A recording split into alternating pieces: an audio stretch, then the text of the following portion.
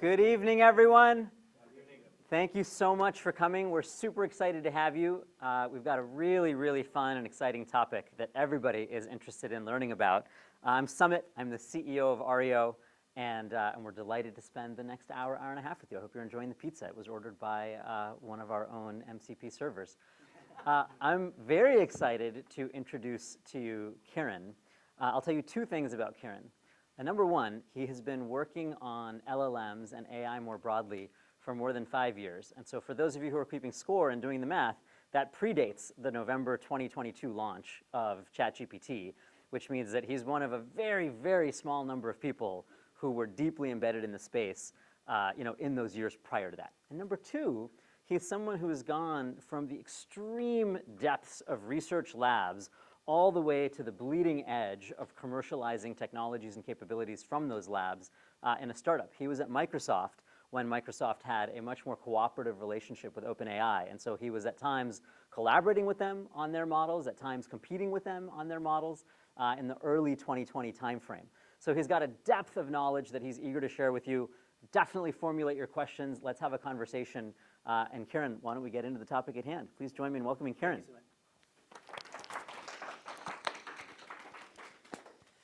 Awesome. So the first challenge is if I can get this mic on. Okay, that was a success. And so the second most important thing I'm going to tell you today is that everything I'm showing you is going to be live. And so just like any living thing, it has the potential of dying. And so just keep in mind that if one of the live demos fails, it's because it's truly live. And so you may be curious what the first most important thing was. Well, just like YouTube content creators ask you to like and subscribe in order to help their videos get promoted and all of these types of things, we are open source. And so I would like to ask you to either visit this shortened bit.ly link or scan the QR code with your phone, and for you all to star and use the repo. And so I'll just take a little bit to talk about how important the use is for us, right? Because we go and we build these things and we use them and all of this, but truly for this endeavor to work, the only way that's going to happen is by you all going and trying it out, building with it, using it for your own personal use cases, using it to try to, build companies off of it. And then once you do that, that use is what's going to drive our improvement and give us a chance of success. And so I would implore you to please take the time, go scan it, save it in your phone, and then come back to it. I'll give you all like about 5 or 10 seconds to do that. Okay, so the first thing I want to do is I want us to be very kind of interactive and engaging and want you to learn. So I'd like to have a show of hands. How many of you have ever had chicken nuggets before? Okay, pretty good, pretty good. And keep your hands up, please. Keep your hands up. So this is part of a demo, as you may guess. So we're going to try to find out who had chicken nuggets the longest time ago. So if you had chicken nuggets in the last week, please put your hands down. If you had chicken nuggets in the last year, please put your hands down. Okay, not bad, not bad. And so I think there's 4 people with their hands up still. How long ago was it that you had chicken nuggets? COVID, okay. We'll call that about 4 or 5 years. How long was it ago you had chicken nuggets? 3 years back. 3 years, okay, you're so far the winner. I don't know what year, but it's before COVID. Much before COVID, okay. So we'll call that a split. And I remember your name is Jim, right? And your name? Gennady. Yes, I saw you earlier. So Jim and Gennady, what we're going to try is we're going to see if this works. And again, this is all live, so it may not work. But I'm going to go ahead, and first thing to work is I'm going to mirror my phone to my computer. Okay, that worked. And so now you can see Claude. And so hopefully, if this works, I can say, hey, Claude, can you go and reorder my chicken nuggets order from McDonald's via DoorDash for me? And so if this works, Claude is going to go and end up calling one of our MCP tools that we have. And so for those of you who are a little bit deeper in MCP, you'll know that the Claude mobile app ends up assuming the MCP tools that you have on your Claude desktop. And there's some fun things that we've done in order to make this work. And so this is going to take a little while because it ends up using browser use and all these things that I'll end up showing you later. So we'll come back to this. We'll come back to this. And if this is successful, then Kennedy and Jim will get their chicken nuggets. And if not, I'll pay for your chicken nuggets. So either way, I'll get chicken nuggets.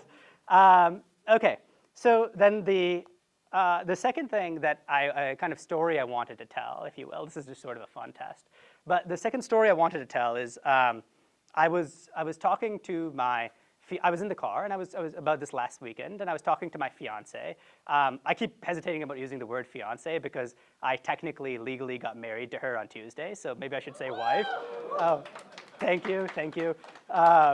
So yeah, I'm not sure. I keep going back and forth because it's like we're Indians, and we have an Indian wedding in November and all this. But so anyways, I was talking to her, and we ended up talking about skincare.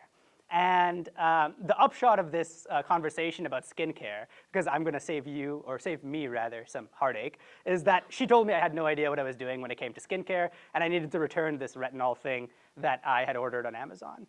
And I was like, OK, sure, I'll get home and I'll do it. And I promptly forgot to return it. So that was sort of the motivating factor behind creating this way to return things using Claude. So if we had built this and I was able to use it at the time, I would have been able to do something like, hey, I think I ordered a retinol thing on Amazon somewhat recently. Could you check to see if it's still within the return window? And if so, could you put a calendar entry for me on Saturday for me to return that?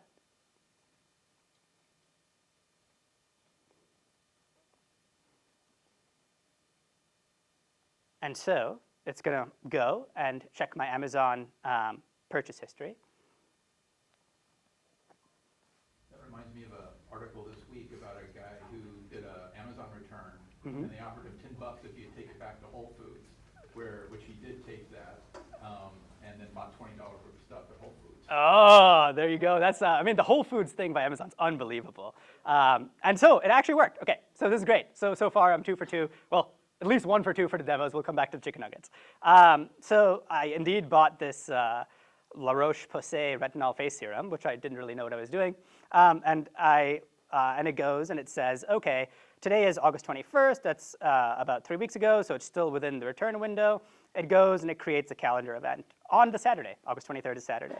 Phenomenal. And it even talks about a UPS, Amazon location. No Whole Foods mentioned, unfortunately. But I can go ahead and add this. And as you would expect, if I go to my calendar, go to the 23rd, and I indeed have this calendar entry. So that worked. Great, great. So far, this is. Oh, yes, please. So how do you know that this window didn't close today or tomorrow? Or do you have time? The return window? It's in the data. So in the Amazon data, well, 1, you get the order date, and then 2, you can make an inference based upon the 30-day return policy. And so that's how it ends up doing. And so the return window is in some of the JSON data as well that you can get from Amazon after. And of course, that is depends on the Whole Foods, but Whole Foods is open on Saturday. Yes, I could have asked if is Whole Foods open on Saturday, find me one, etc. But that's just using web search, which most of us know about. So, Question, sir. yeah. Oh, Have you go ahead, Tor. granted it read access to your Amazon? Great question. Yeah, great question, and I will. I'll say that yes, I have. So I've already, for the purposes of the demo, I've pre-authorized and pre-authenticated. But I'll get into that because that's really the core of what we do, right? Like the core of what we do is that we are able to authenticate and give users access to data that they own. And we're trying to make it useful for them by hooking it up to AI agents, right? And so if, and at our last meetup, we were talking all about the finite state machine and our authentication orchestration that we do in order to be able to get into the data. And I can talk more about that in a little bit. But yeah, we indeed do have that. And that's also how it had the payment information and all that for DoorDash as well. Yes?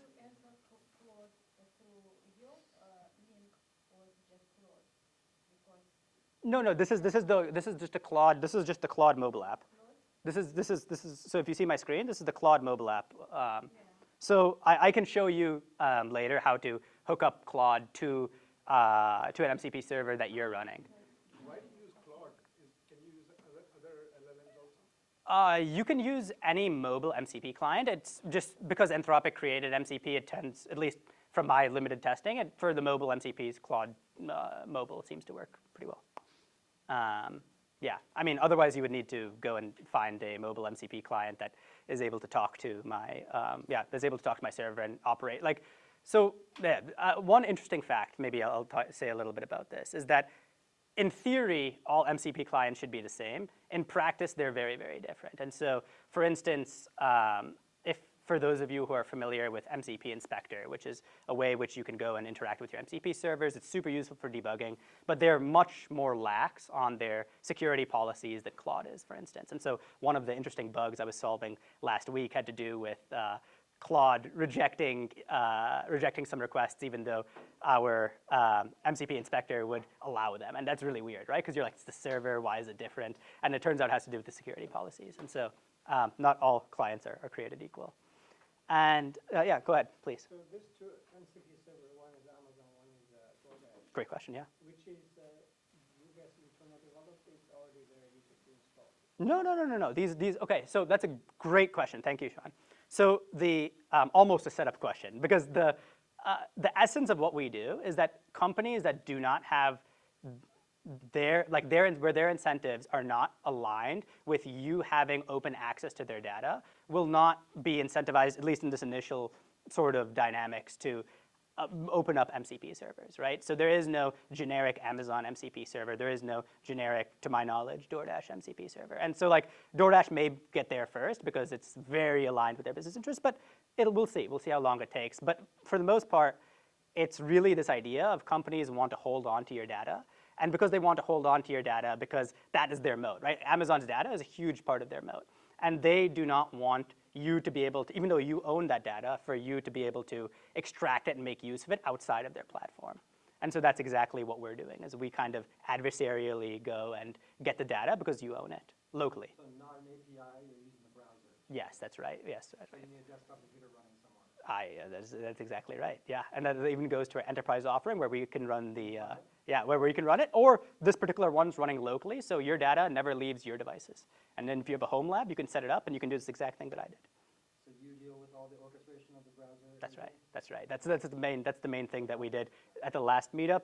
We spent some time developing some core capabilities and being able to do relatively decent browser automation and authentication, which, by the way, is much more reliable than using like, if you guys have used OpenAI's Operator or things like this, it's much faster and much more reliable than using Operator. And I can talk more about that in a little bit.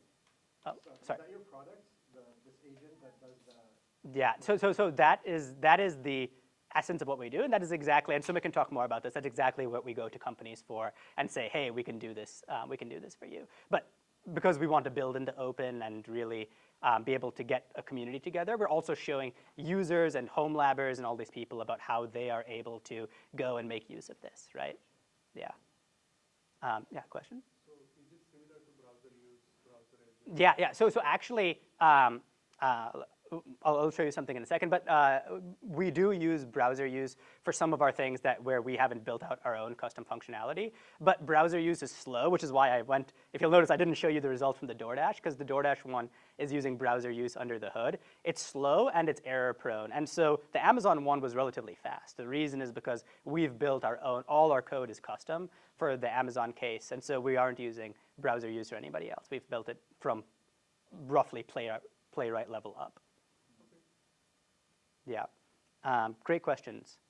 Question, yeah, please go ahead. Is this all legal and any chance of getting banned? Great question. I don't know if I'm the best person to answer this, but yeah, I'll take a crack at it, and then maybe Sumit can jump in if I misspeak. So the fundamental philosophical essence of Gather, right, is that users own their data.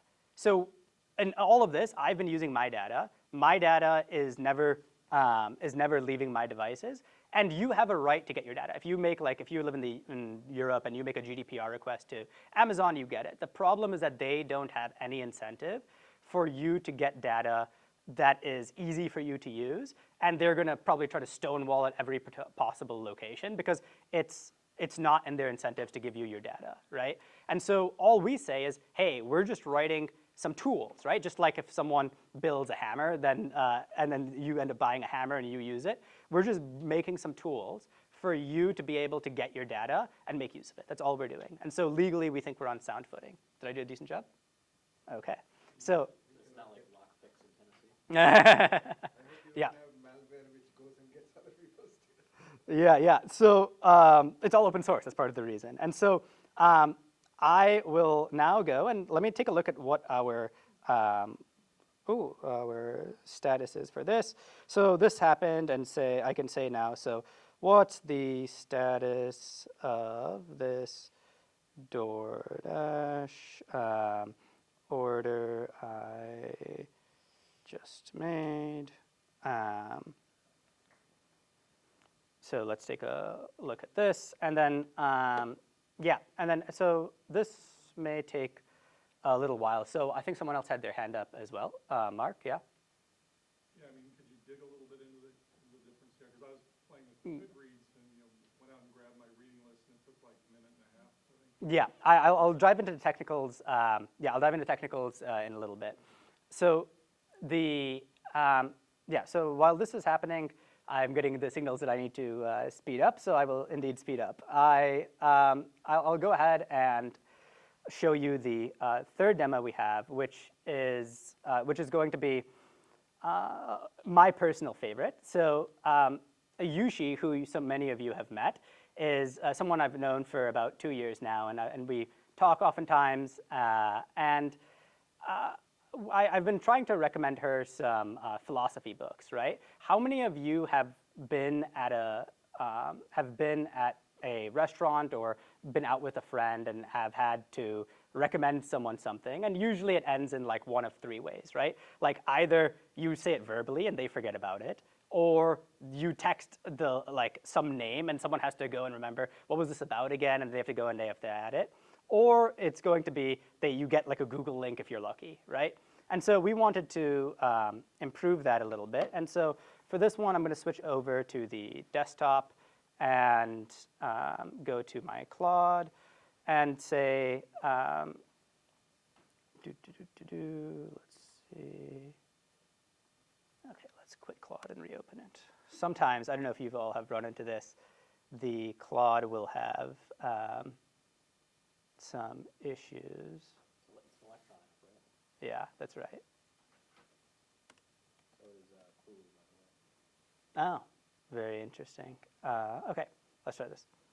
Hey, can you text Yushi my philosophy list from Goodreads? So hopefully this will end up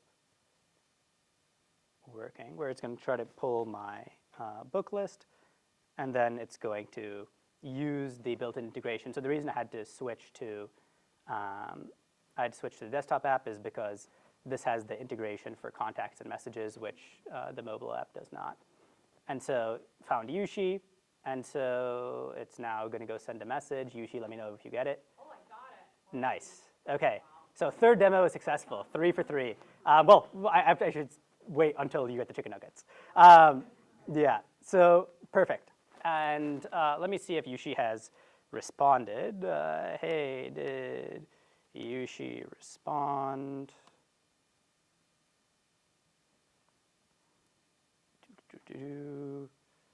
No response from Yushi yet.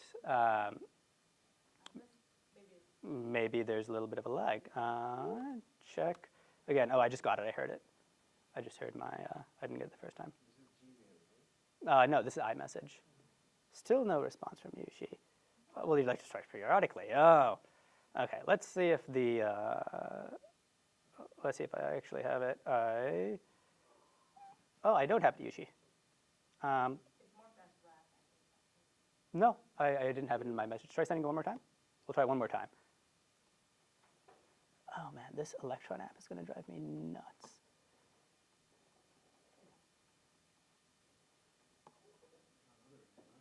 Cool. They got some other messages.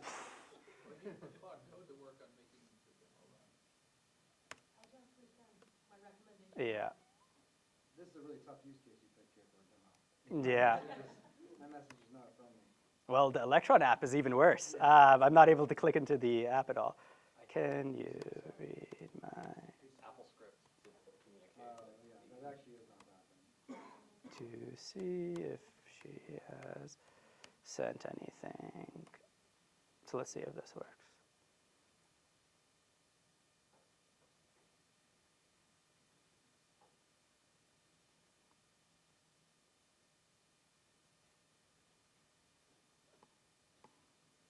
Oh, disappointing. Okay. We'll go ahead and move on from here.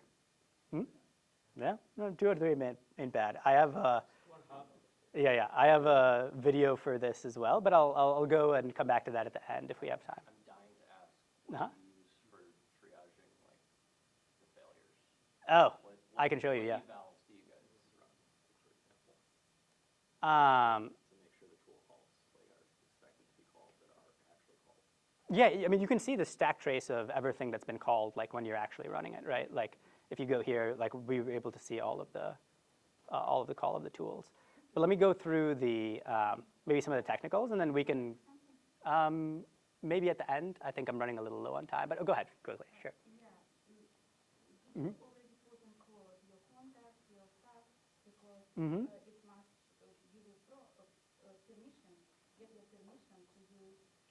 Yeah. So the first time you have to give permission. That's right. Mm-hmm.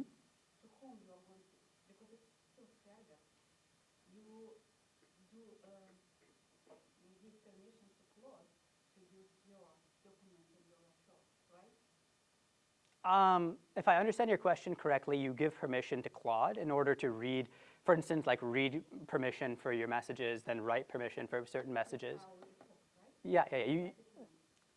So you give permissions on a conditional basis. So you can say like, hey, ask me before sending a message, or you can say just send. That's fine, right? Like that's in the Claude app. Mm-hmm.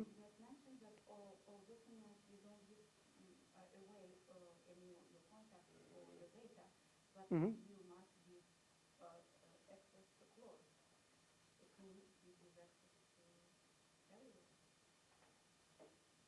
I'm not sure I totally am following you, but I can talk to you offline about some of this.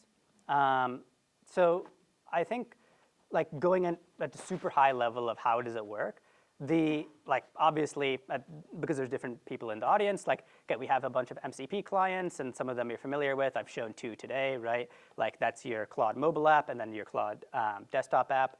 And then you've got the MCP server, which is what we've built, and we've got a few different MCP servers. And then those MCP servers do indeed call, as Ben was asking, our browser automation framework, right? Like they wrap it effectively. So I'll go through this a little bit quickly and see if there are some questions at the end. We'll be sharing these slides too, but yes.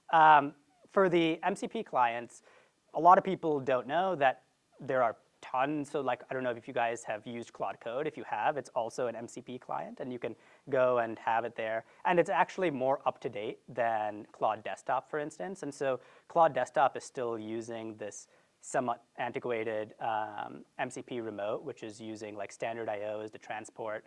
And whereas Claude Code, VS Code, et cetera, have kind of upgraded to using HTTP as the transport. So you have to use a little bit of a hack for Claude Desktop to work. And then Claude Mobile, which is interesting, does not have native integration. It sort of assumes your connectors from Claude Desktop. But of course, those can't be local, right? So there was some fun stuff that we did with using ngrok as a tunnel and then being able to make that work with Claude Mobile. And if you have a home lab, you'll have to go and maybe set up some OAuth and things like this. But Claude gives you the ability to enter those credentials in, and you can do that and have some fun and make those demo cases I showed. Like you can legitimately do that within maybe a day or so. And then so from there, we go and we hit our actual container and server, right? And so nothing crazy here. We have a fast API server. One thing I'll call out a little bit early is that we have something that's known as like a hosted link, right? And so this hosted link, with some of you who are familiar with Plaid may be familiar with it, but for those who aren't, this is how we do authentication. And so locally, you would get a browser pop up and say like, hey, can you go to this particular URL? And then can you authenticate? And oh, we got our chicken nuggets. Okay, nice. Okay, awesome. This is great. Yes, yes. Okay. Yes, split between two.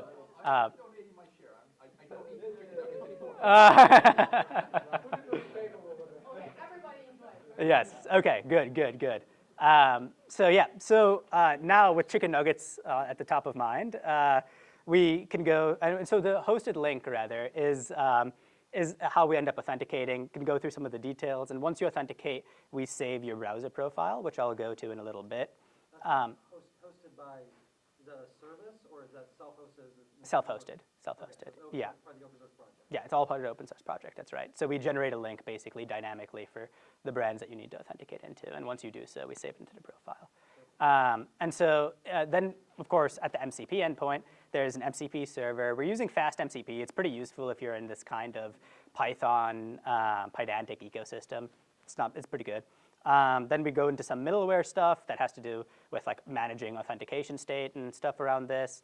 And then we have our brands, right? And so in the three demos that I showed, we ended up having Amazon, we had Goodreads, and we had DoorDash, right? And we have a bunch of other brands. We have about 25 or so, I think.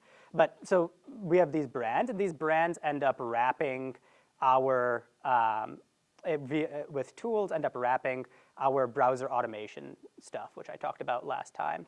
And one of the things that we have as well is that we created our own calendar utils, because Claude's built-in calendar utils are a little bit insufficient if you want like a Google Calendar link and stuff like this. For those who are interested, I can talk a little bit about like tool chaining and how we ended up making like dovetailing our calendar util with the built-in Claude mobile one. You guys are very focused on consumer, is that right? Or? For this, it's mostly for dev. But for the browser automation, it's also like definitely B2B. And then so we also have a poll auth tool, and this actually goes and basically is checking the status of your hosted link, if you've actually authenticated or not. And so I won't dive too much into this. If you're interested, you can find me in the meet and greet, and I can talk to you a little bit about the details of our browser automation. It's like was the full topic of our last meetup, and if you're interested, I can send you the YouTube videos and stuff for that too. But in short, we have a finite state machine that has an auth orchestrator that ends up going and like navigating the web pages and being able to handle like anti-bot detections and stuff like this, and then goes and logs in, and once it's authenticated, we go and extract the data. And of course, we're using Playwright and Chromium. We'll go to details with you offline. And we saved the browser profiles, as I mentioned. So this is the reason that I didn't need to authenticate whenever I was doing any of these demos. And we use, right now, a SQLite database for keeping which brands are already authenticated and which ones aren't. And of course, Playwright is what actually ends up driving the web pages for the external services, right? It's what actually visits your Amazon or Goodreads, et cetera. And so, yeah, I'll leave this here for like about 5 seconds, and then I will go into some quick live stuff and then Q&A, because I think I've been running a little over. So yeah, so for the live walkthrough, I'm going to see, I'm going to go one more. And so we have, I'll first go and say we have some live documentation, right? Because documentation gets stale. Nobody likes stale documentation. So what we did is we ended up having like this auto-generated documentation based on the structure of our code, where you can see that we have one macro server, which has 45 tools, right? And then, of course, for like most people, you don't need all 45 tools. Might saturate context, kind of is a pain to work with. And so we have these nice little cute bundles and groupings, which are over here, which are the category servers. And like we have food, we've got books, and we've got shopping, stuff like that. And then we've got the brand-specific one. I think we have 17 registered right here, but we have around 25 or so in total. And so when I go over here, for those who haven't used MCP Inspector, let's. To auto-generate, is that auto-generate all that up with my mouse. Yeah, that's right. Okay, I'm gonna have to do this the old-fashioned way. 2, 3, 4, 5, 6 / activities. Cool. Dude, my mouse is totally messed up. Only because you're demoing live. Yeah, it's only because I'm demoing live.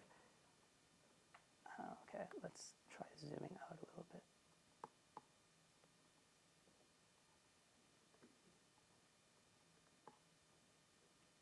Okay, I'm going to have to use my keyboard the whole time.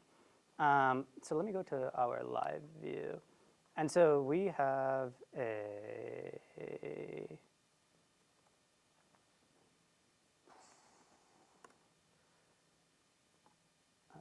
wrong port.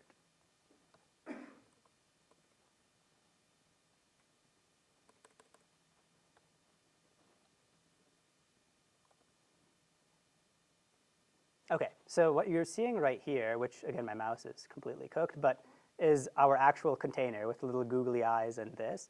And so if I were to go and try launching, this is always a little bit risky, but say like, hey, what did I order from DoorDash recently?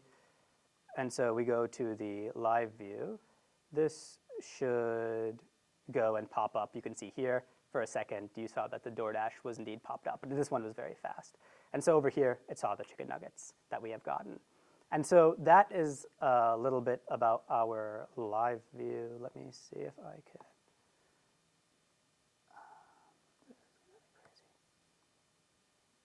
Is the intent of this just to know that something happened?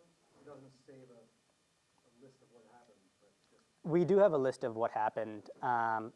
My mouse seems to be mostly gone, so I am going to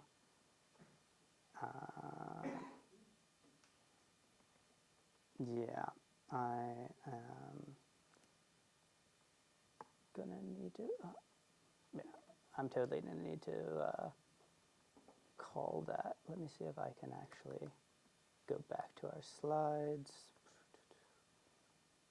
What is going on with my mouse? Let me go ahead and take some questions though, because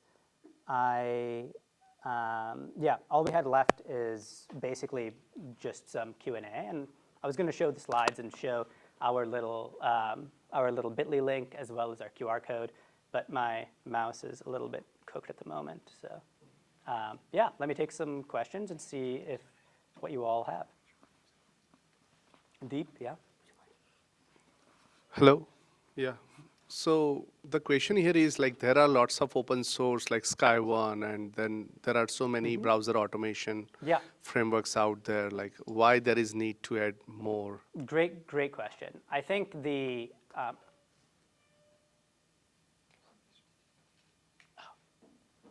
yeah, let's see. Thank you.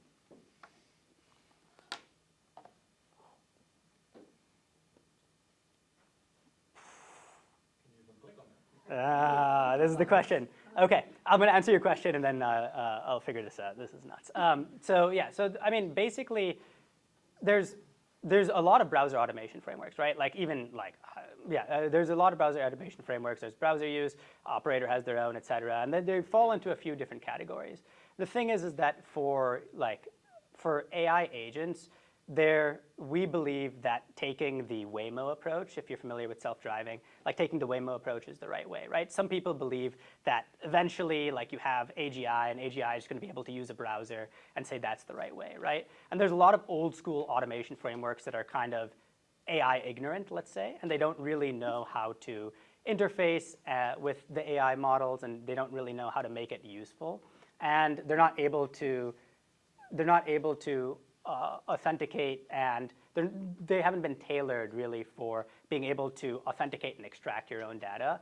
And so we're kind of in this sweet spot between generic browser automation, which is, let's say, pre-LLM era, and then the, let's say, general web AI agent, which is exactly what OpenAI Operator is trying to use. Yeah. So I have a follow-up question, and why Yeah. I asked this question, because I'm founder of Context QA. Yeah, So I it's a remember. AI testing for web application.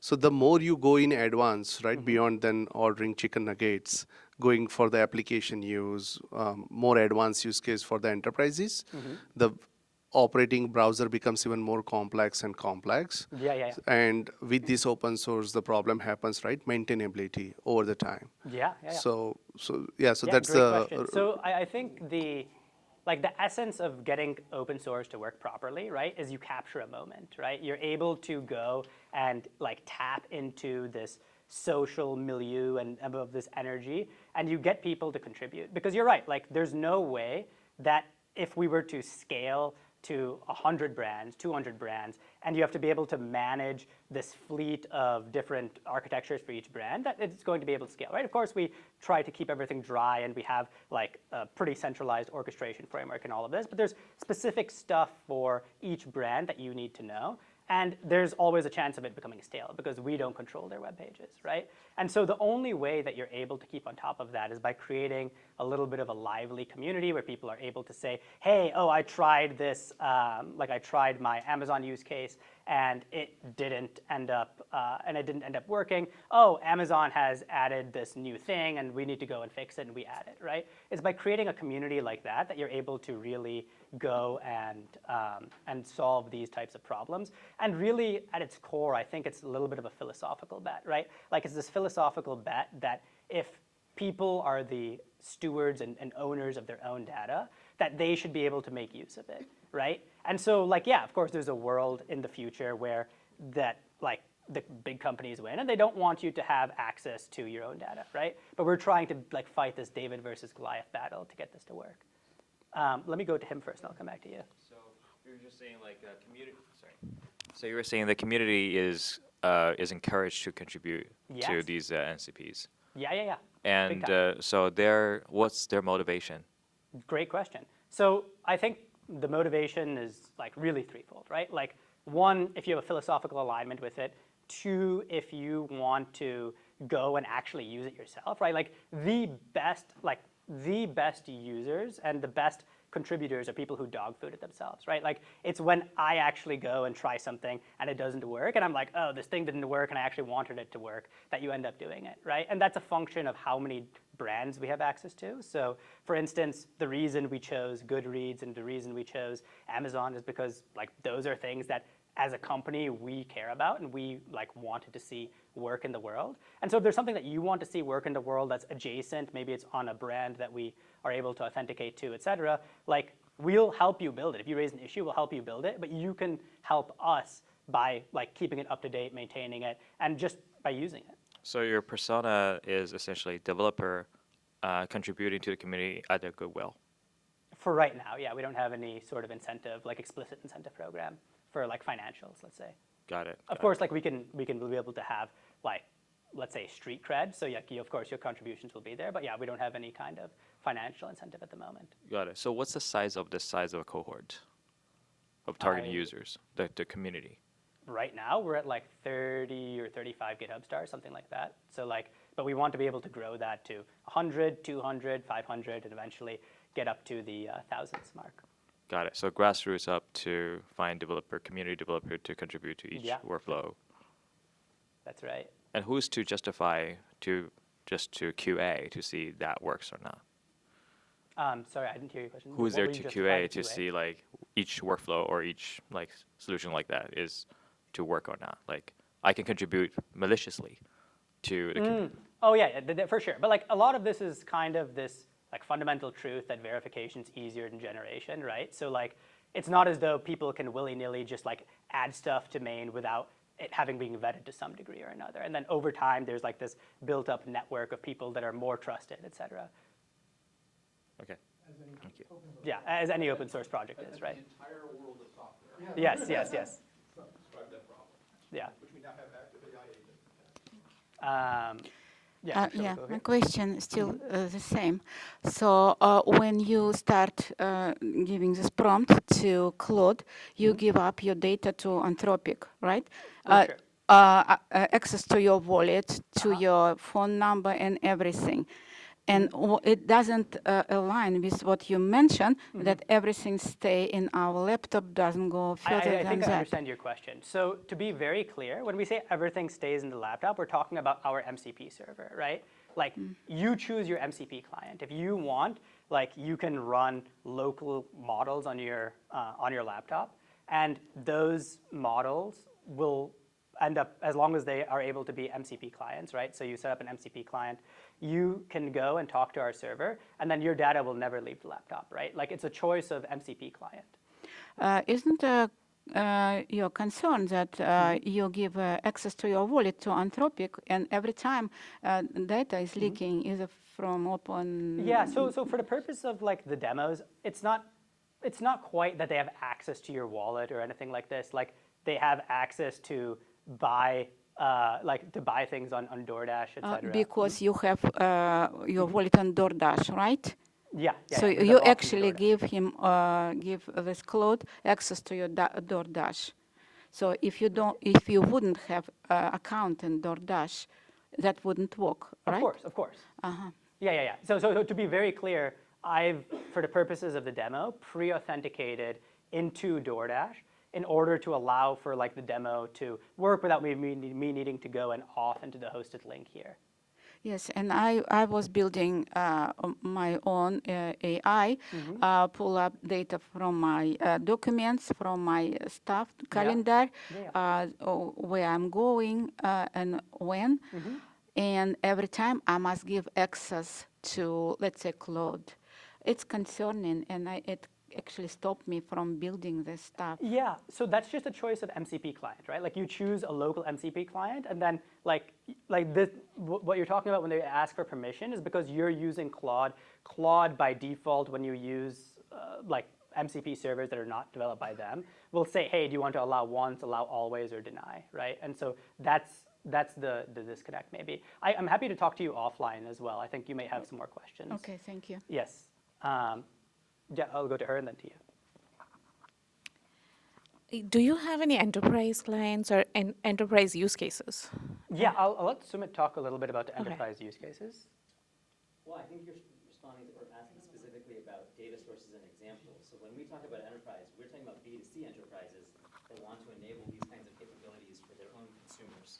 So there are a lot of startups, starting with Glean, going back quite a few years, that are focused on enterprises with enterprise use cases.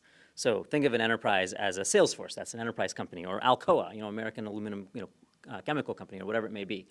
We're focused more on B2C companies that want to enable B2C end use cases, just like the ones that Kieran has demoed. Does that make sense? And you had a question as well. So do you think about like why we even have this like developer community, and instead of that have like agents doing all of this? Yeah, it's a great question. Have you vibe coded much? Yeah. Yeah. So if you vibe coded a lot, you'll be probably familiar with two things. One is that like AI is amazing at increasing your productivity, and two, that AI slop is a very real thing, right? So you can use AI to augment your code and augment your workflows. As of 2025, there certainly isn't a world in which we could just have AI do like create an AI community that extends everything. The technology is just not there. Like the other day, I was having trouble with Claude, like saying August 18th was after August 29th, right? Like the abilities, like the capabilities of these models just are not at a level where they can autonomously reason at a level where I would be comfortable with them just like saying, hey, can you just go and like extend this? And also, they're not users too, right? Like the other big thing about a community is it's bidirectional. It's not this unidirectional contribution. It's this bidirectional use, experience, have some pain point, and then contribute. And so they're definitely not able to do that right now. I'll go to you and then to you. For your browser automation piece, Yeah. are you guys using, or have you seen Stagehand, which is on top Yeah, of course, yeah. Are you using that, or using a mixture of these different? We're not using Stagehand, but we're familiar. We actually moved away from using like browser-based and hyperbrowser. We ended up doing our own thing just because They're not local.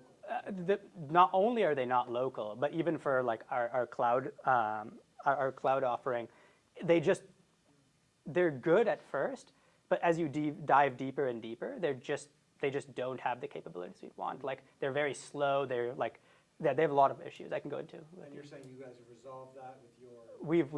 We've resolved that for our use cases. I'm not saying we're generically better than them. I'm saying for our use cases we're much better. Yeah. And then Composio is one of those hosted MCP kind of. The off part of MCP is a very big pain. Yeah. It sounds like you guys have attempted to solve that or Yeah. solved it. Yeah. But it's piggybacking on browser-based authentication using automation. That's right. Not the same, not an alternative to that set of authentication challenges. That's It's right. like you're routing around those authentication challenges. That's right. Okay. That's right. And there's a lot of reasons for that. I just want to say, thing to point out there, the key point here is this whole basis about this idea that you have control of this data that you, regardless of what the acceptable use says, it's because you're operating on your local device as, this is an automation as you operating. So if you were to use some cloud service, then now you raise the whole thing for lawyers. But the argument is, as long as it's operating as though you automated pushing the buttons, they can't complain. Yeah, I wasn't thinking about the legal part of this. No, so if you were talking about any sort of cloud service, that comes in. Yes. So the key part here is that you're running automation in a browser locally. Awesome. Maybe if like one more question, and if not, we can go to the meet and greet. I think you had a question, Tor. Very, very broadly. I'm going to ask a very broad question. Sure. What do you think of A2A? And Oh man. can it fix some of these problems that we were talking about? Yeah. What do you think of A2A, the agent-to-agent protocol that was released by Google?